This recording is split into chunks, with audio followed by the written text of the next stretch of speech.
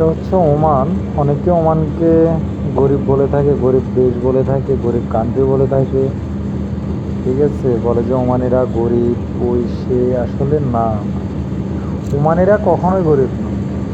Omani যে একেবারেই গরিব, সে আমাদের বাংলাদেশের একটা উচ্চবিত্ত পরিবারের সমমান। অনেকে বলে থাকে যে ওমান একটা গরিব দেশ, গরিব কান্ট্রি, ওমানিরা মিসকিন গরিব, এই সেই। আসলে ভুল। ওমানিরা একেবারে যে গরিব, আমাদের দেশ একেবারে নর্মাল যারা, তারাও আমাদের দেশের মধ্যবিত্ত দেশ সমপরিমাণ। বাংলাদেশে যারা মধ্যবিত্ত পয়সাওয়ালা, তাদের সমপরিমাণ। অনেকেই বলে থাকে যে ওমানিরা গরিব, না ভাই, এটা ভুল ধারণা, সম্পূর্ণ ভুল ধারণা। ওমানিরা অনেক পয়সাওয়ালা, আর ওমানে অনেক সম্পদ আছে। হয়তো তারা এটা সুষম বন্টন করতে না পারার কারণে হয়তো আপনার কাছে মনে হতে পারে যে তারা গরিব, কিন্তু না, আসলে ওমান কোনো গরিব দেশ না। ওমান বিশাল বড় দেশ। বাংলাদেশ কমপক্ষে 5 থেকে 6টা দেশ সমান করলে একটা ওমানের সমান হবে। বাংলাদেশের চাইতেও 5-6 গুণ বড় ওমান, অথচ ওমানের জনসংখ্যা মাত্র মনে হয় যেন 70 লাখ কি 1 কোটির কাছাকাছি, এবং এর 1 কোটি সামথিং, 1 কোটির আশেপাশে। আমি পুরোটা জানি না, 100% কনফার্ম ওমানের জনগণ কত। আর ওমান কিন্তু অনেক পয়সাওয়ালা দেশ। ওরা একেবারে যে গরিব তার কাছে একটা কার আছে। তাহলে আপনি চিন্তা করেন, আমাদের একটা বাঙালি যদি একটা কার কিনতে যায়, তাহলে সে কতটুকু পয়সার মালিক হলে একটা কার কিনতে পারবে।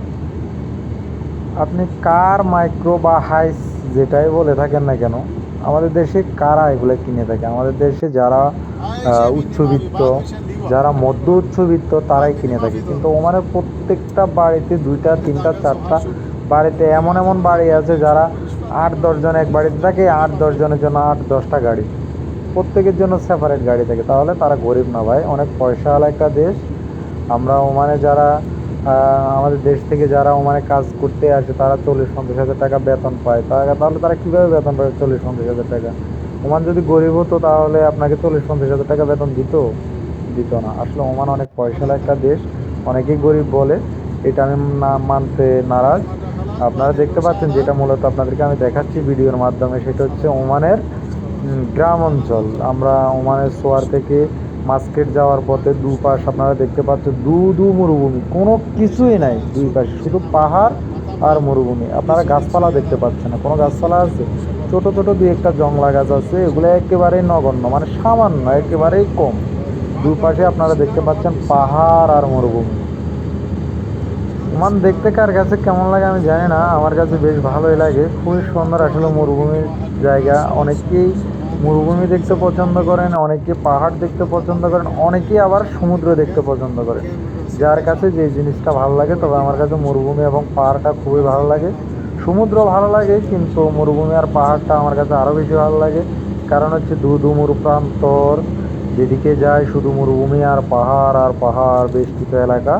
আপনারা দেখতে পাচ্ছেন পাহাড়ের বুক চিরে কিন্তু এই রাস্তাটা বের হয়েছে। বিশাল বড় রাস্তা, 16 লেনের রাস্তা, দুই পাশে, এক পাশে 4 লেন করে, দুই পাশে 16 লেন।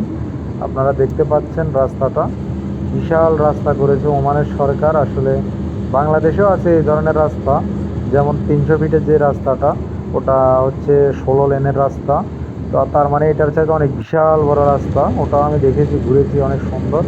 তবে ওমানের এই যে বিশাল এক রাস্তা আপনারা দেখতে পাচ্ছেন, বিশাল এরিয়া, মরুভূমি আপনারা দেখতে পাচ্ছেন, দুপাশে শুধু মরুভূমি। 140-160 স্পিডে গাড়ি চলতেছে, কিন্তু তারপর আপনারা আশপাশে কোনো বাড়িঘর দেখতে পাচ্ছেন? কোনো বাড়িঘর নেই, এটা শুধু মরুভূমি আর মরুভূমি। এখানে মরুভূমি ছাড়া আর কিছুই নাই। মানুষজন খুবই কম, দেশ হারে এখানে খুবই কম মানুষ। ওমানের এত বিশাল বড় একটা দেশ, আমাদের বাংলাদেশে এত ছোট একটা দেশ, এরপরেও 20 কোটির মতো মানুষ। আর ওমান এত বিশাল বড় একটা দেশ হওয়ার পরেও মাত্র 1 কোটি সামথিং মানুষ এখানে বসত করে। তো তাহলে আপনি বুঝতে পারছেন এখানে মরুভূমি হওয়ারই কথা।